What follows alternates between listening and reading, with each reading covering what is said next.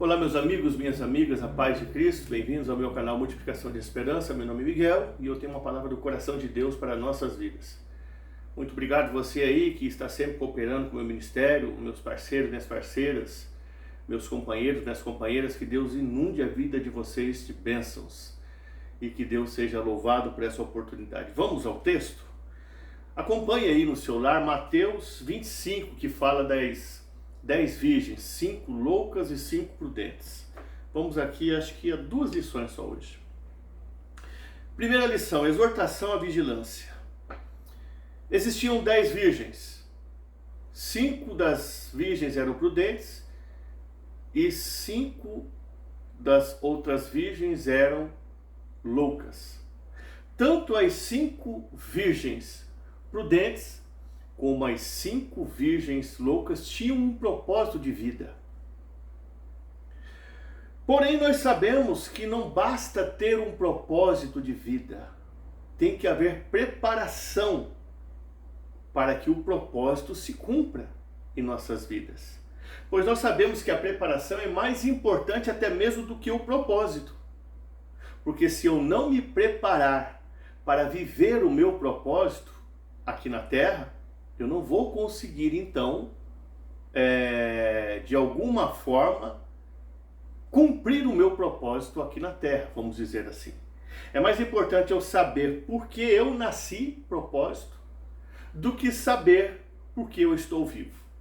Então, entenda uma coisa, as 10 virgens simbolizam todos os cristãos de todas as gerações passadas, dessa geração e de outras gerações que possam vir se Cristo não chegar. O noivo simboliza Jesus. Agora entenda uma coisa. As 5 virgens prudentes, podemos constatar que elas estavam preparadas para viver o seu propósito de vida aqui na terra. Pois quando Cristo chega, elas estão com as suas botijas cheias de azeite. Isso simboliza, estão cheias da presença de Deus. Estão cheias da unção, estão cheias do brilho, estão preparadas. Então elas conseguem viver, vamos dizer assim, o propósito de Deus para as suas vidas. É como está relatado ali em Atos 16, 2, e dava um bom testemunho dele, os irmãos de Listra e Derbe. Esse texto narra a vida de Timóteo. Paulo estava passando nessas regiões que eu acabei de relatar, e ele começa a conversar com as pessoas, e as pessoas de uma forma muito entusiasmada começam a narrar para Paulo que Timóteo tinha um testemunho de vida autêntico, ele era um cristão genuíno, ele era um cristão dedicado, um cristão que fazia diferença. Paulo, sabendo disso, pega a Timóteo e leva ele para fazer missões dos confins da terra. Então o que eu posso entender aqui? Timóteo viveu o propósito de Deus para a vida dele, porque ele estava preparado. Ele foi fazer missões nos confins da terra, saiu daquele lugar, saiu daquele ambiente, viajou os 4 cantos da terra, porque estava preparado. Deu para você compreender? Agora vamos aqui falar das 5 virgens loucas. As 5 virgens loucas não conseguem, então, viver o propósito de Deus para suas vidas, porque quando chega o noivo, até elas vão de encontro, mas só que elas não tinham azeite em suas botijas, ou seja, estavam espiritualmente apagadas. Elas não tinham, vamos dizer assim, uma comunhão com Deus. Elas estavam despreparadas. Não conseguiram viver o propósito de Deus para as suas vidas. É como está escrito em Eclesiastes 9:8, em todo tempo estejam alvas as vossas vestes e nunca falte o óleo sobre a tua cabeça. Ou seja, o texto está dizendo, em todo tempo estejam alvas as vossas vestes e nunca falte o óleo sobre a cabeça. O texto não está narrando, olha, de vez em quando esteja você com óleo na cabeça. Em alguma época da vida, esteja você com óleo na cabeça. Em alguma temporada, esteja você com óleo na cabeça. Não, o texto está dizendo em todo o tempo. Não diz, de vez em quando você tenha óleo na sua cabeça. É em todo o tempo. Então, as 5 virgens loucas, elas não conseguiram viver, vamos dizer assim, o propósito de Deus para as suas vidas. É como está escrito em Apocalipse 16:15. Eis que venho como ladrão, bem-aventurado aquele que vigia e guarda as suas vestes, para que não ande nu e veja as tuas vergonhas. Eu quero dizer algo muito importante aqui.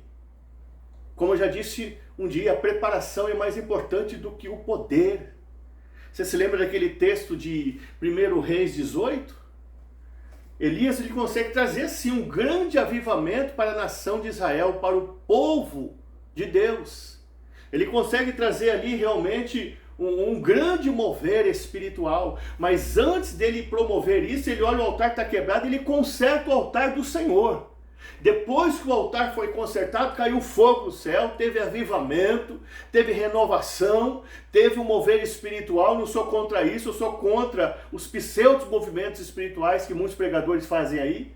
Depois que houve o conserto no altar, aí o fogo caiu. Aí realmente foi algo autêntico que aconteceu. Você se lembra que Adão, ele foi uma liderança preparada rápida? O Senhor fez Adão e colocou ele no jardim do Éden para lavrar a terra. Gerencia aí, Adão. A primeira tentação que houve, aconteceu que Eva deu um fruto proibido para ele e ele foi, pegou e comeu. Uma liderança levantada rápida caiu na primeira tentação. Agora Jesus, uma liderança que foi preparada 30 anos. Quando veio as tentações, ele não caiu nenhuma. Ele foi forte, robusto, aguerrido. Nenhuma tentação conseguiu fazer com que ele cedesse. Porque ele foi preparado 30 anos e viveu 3 anos o seu ministério, ou seja, o propósito de Deus para a vida dele. Então entenda uma coisa. O momento está chegando, a hora está chegando, você está preparado? Deus tem um propósito da minha vida, mas você está preparado? Você está preparada? Eu tenho certeza que eu vou viver meu propósito, mas você está se preparando? Essa é a pergunta que sempre Deus usa para fazer a cada um de vocês. Você está se preparando? Você vive uma vida de oração, de leitura da palavra, de leitura de bons livros? Você faz um curso teológico? Você consagra a sua vida? Porque se eu não me preparar, eu não vou viver o propósito. Eu não vou ver cumprido o propósito de Deus na minha vida. A segunda lição, a vinda repentina. À meia-noite ouve-se um clamor, aí vem o noivo, sair ao encontro. Quando o noivo chega, as 5 virgens prudentes estão tirando uma soneca, estão dormindo, elas bocejaram, pescaram um pouco. E as 5 virgens loucas também estão dormindo. Antes elas bocejaram, pescaram um pouco, cochilaram. Só que quando chega o noivo, todas elas levantam e vão de encontro ao noivo. Só que aí entra a parte da preparação. Ir de encontro é uma coisa, agora estar preparado para viver o propósito é outra. As 5 noivas prudentes tinham azeite da botija, viveram o propósito. As 5 virgens loucas foram todas entusiasmadas, mas não tinham azeite da botija, ou seja, não tinham se preparado. Não viveram o propósito de Deus para as suas vidas. Então aqui eu aprendo algo muito importante. Você vê que tanto as 5 virgens loucas quanto as 5 virgens prudentes dormiram, cochilaram, pescaram, bocejaram. Então o que está em jogo não são as nossas fraquezas, não é eu dormir, eu bocejar, eu pescar, eu cochilar, não é eu cair, não é eu errar, não é eu pecar, não são minhas áreas vulneráveis, não são minhas fraquezas, não são aquelas coisas que acontecem comigo. Fui traído, fui moído, olha, estou decepcionado, estou triste, estou abatido. O que está em jogo é eu permitir que tudo isso que eu citei venha fazer com que eu não atente para a vida espiritual. O que está em jogo é que tudo isso que eu citei venha fazer com que eu não esteja em espírito na grande e eminente vinda do Senhor aqui na terra. É isso que está em jogo. Agora, as fraquezas que eu tenho, que você tem, as nossas deficiências espirituais, isso não está em jogo. O que está em jogo é eu deixar com que tudo isso faça com que eu não cuide da minha alma, não zele da minha vida espiritual. Porque está ali as 5 virgens loucas com as 5 virgens prudentes, todas elas dormiram, todas elas cochilaram. Mas quando o noivo chegou, o que valeu foi a preparação. Entendeu? Então que nós venhamos ficar atentos, que nós venhamos estar vigilantes, para que o propósito de Deus se cumpra nas nossas vidas aqui na terra e que o propósito maior se cumpra, eu ir morar no céu um dia, como eu citei um dia. Não adianta somente eu ter meus objetivos temporais, como eu disse um dia aqui. Que é comer, beber, dormir, descansar, passear, tirar férias, ter um momento de lazer, ter esposa, filhos. São objetivos temporais. Temos que viver isso? Sim, viva, é muito bom. Mas temos que ter um objetivo maior, que é chegar aos céus, ver a Jesus, abraçar Ele, andar nas ruas de ouro. É um objetivo maior. Eu posso dizer que é o propósito maior nosso, é ver a Deus um dia.